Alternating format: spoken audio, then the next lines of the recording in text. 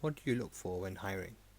Assalamu alaikum, it's Faisal from here, and I want to tell you a little bit of a story of there's a famous startup survey done in Silicon Valley.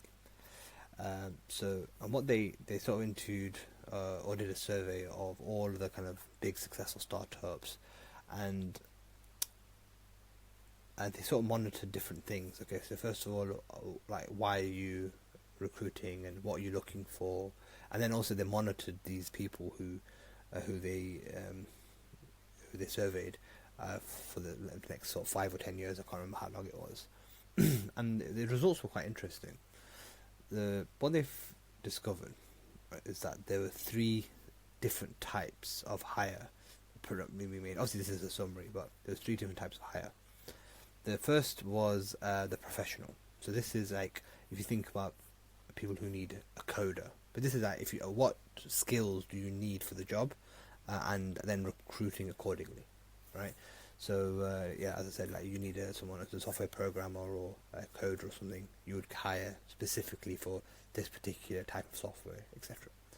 The second was the usual, so think about what Google would do or Facebook would do and stuff. Who's like the superstar, who's just graduated, the raw, high potential, highly intelligent, high ceiling for success, so they can mold them and create them into their own kind of culture, in their own culture and all that stuff. After tons of testing, etc. So Harvard graduate, all that stuff.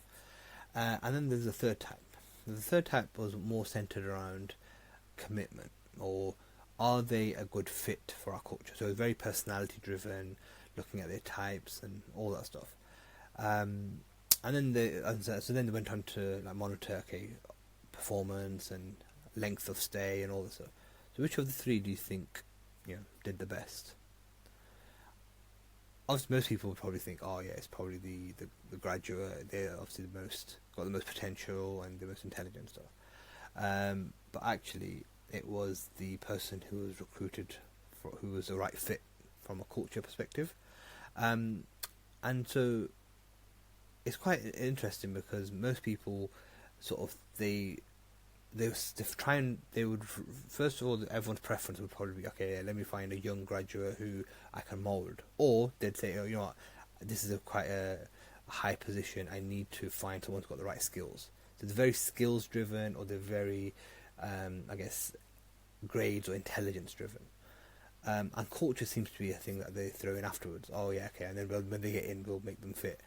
Actually, it's there's obviously all the data and stuff suggests that those who focus on getting the right fit, you can always train and coach and get them to achieve a performance that you want them to do. So I think that's just something to bear in mind. I mean, how do you now get that into your recruitment process? So even for us, when we sort of discovered this, we've been doing sort of personality tests. There's a really good one called 16 Personalities that you can get your interviews to do. Another thing that we're doing is we've got values, and we've designed our interview questions around our values basically, and so then you can score them accordingly and stuff. So there's lots of different things that you can do to make sure that the guys that you're getting in, obviously they've got to hit they've got to tick the intelligence box to an extent, and they've got to tick the skills box to an extent. But